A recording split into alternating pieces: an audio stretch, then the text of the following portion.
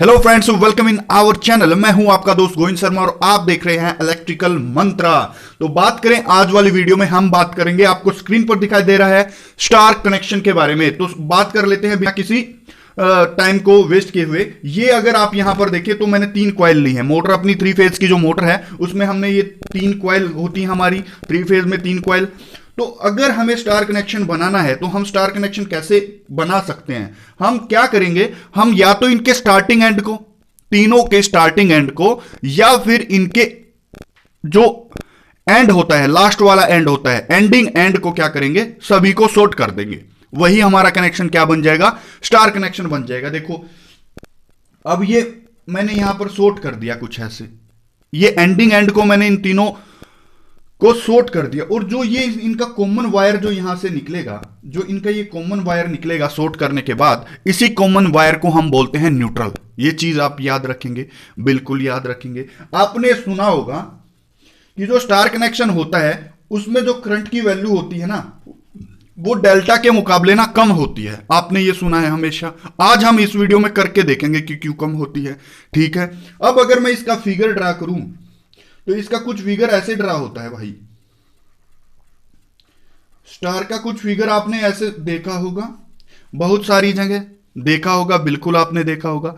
ये होता क्या है बेसिकली, ये अपनी एक वाइंडिंग हो गई, एक ये हो गई, और एक वाली अपनी कुछ ऐसे हो गई। ठीक है, ये आर वाई होगी, ये वाई वाली होगी, और ये बी वाली होगी। कोई दिक्कत, कोई परेशानी? आप बोलोगे कि नहीं सर कोई दिक्कत नहीं है। तो आर वाई बी को कुछ ऐसे, और ये बीच में तो यहां से शॉर्ट हो गई, यहां से निकल जाएगा हमारा क्या, हमारा न्यूट्रल पॉइंट यहां से निकल जाएगा। ठीक है, आपको दो चीजें यहां पर दिक्कत देंगी। वो चीजें क्या हैं? एक तो फेज वोल्टेज क्या होती है, एक फेज करंट क्या होता है, एक लाइन वोल्टेज क्या होती है, और फेज वोल्टेज क्या होती है। ये चीजें आपको दिखाई देंगी या सुनाई देंगी कि उसमें फेज करंट इतना हो गया, उसमें फेज वोल्टेज इतनी होगी। ये चीजें आपको दिखाई देंगी। ठीक है, अब लाइन वोल्टेज क्या होती है?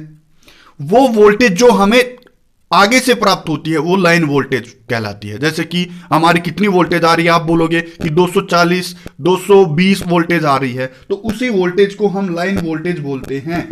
जिस वोल्टेज को हम दो फेज के बीच में मेजर करते हैं, या उसी को हम लाइन वोल्टेज बोलते हैं। कोई दिक्कत, कोई परेशानी? आप बोलोगे कि नहीं। अब फेज वोल्टेज क्या होती है? फेज वोल्टेज वो वोल्टेज होती है जो किसी भी एक फेज में, इंडिविजुअली एक फेज में अगर मैं मेजर करूं तो उस वोल्टेज को बोलते हैं हम फेज वोल्टेज। यहां पर तो हमने लाइन वोल्टेज के केस में दो फेज के बीच में वोल्टेज मेजर की है, लेकिन अगर मैं लाइन वोल्टेज की बात करूं तो लाइन वोल्टेज हमेशा हम न्यूट्रल के रिस्पेक्ट में देखेंगे कि न्यूट्रल के रिस्पेक्ट में इस फेज में कितनी वोल्टेज आ रही है। यह भी आपको क्लियर हो गया होगा। अब फेज करंट क्या है? फेज करंट वही करंट है जो अपना भाई अपनी एक फेज में आएगा। लाइन करंट वही करंट है जो अपना पूरे अपनी लाइन में आ रहा है। ये बात भी क्लियर होगी। अगर मैं स्टार की बात करूं, स्टार में क्या होता है, अभी हमारा कैलकुलेशन पावर जो पार्ट है वो आएगा। देखो अगर मैं बात करूं इसकी, तो लाइन वोल्टेज जो होती है, अगर जो फेज वोल्टेज होती है वो होती है स्टार वाले केस में लाइन वोल्टेज के √3। अगर मैं लाइन वोल्टेज को √3 से डिवाइड कर दूं तो फेज वोल्टेज आती है स्टार वाले केस में। ये समझ गए आप? बिल्कुल ठीक है। फॉर एग्जाम्पल मान लेते हैं कि हमारी जो लाइन वोल्टेज है वो आ रही है कितनी, 420 आ रही है। मान लेते हैं 420 हमारी यहां पर आ रही है, और अब मैंने बोला हमें फेज वोल्टेज चाहिए तो मैं √3 से इसको डिवाइड कर दूंगा। आप बोलोगे बिल्कुल ठीक है, हमारी क्या आ जाएगी, फेज वोल्टेज आ जाएगी। अब फेज वोल्टेज इसको डिवाइड करने से पहले इसको मैं अगर डिवाइड करूं तो ये आता है 242.3 वोल्ट। तो अपनी फेज वोल्टेज आ गई। आप बोलोगे बिल्कुल भी ठीक है। अब अगर हम करंट निकालना चाहें तो करंट की वैल्यू क्या होती है, पर फेज करंट, वोल्टेज पर फेज बटे अंडर, मैं क्या करूंगा, जितना भी रेजिस्टेंस होगा इसमें, इंपीडेंस इसको बोलते हैं, जेड से डिनोट करते हैं इंपीडेंस। मोटर की जो वाइंडिंग होती है उनका सभी का इंपीडेंस होता है वो सेम होता है। इतनी भी बात आपको समझ में आती है। अभी फेज वोल्टेज हमने निकाली कितनी, 242.3 वोल्ट। डिवाइड कर दूंगा कितने से, जितना भी हमारा क्या है इंपीडेंस है। इंपीडेंस फॉर एग्जांपल मैंने 3 मान लिया, तो कितना आ गया हमारा फेज करंट?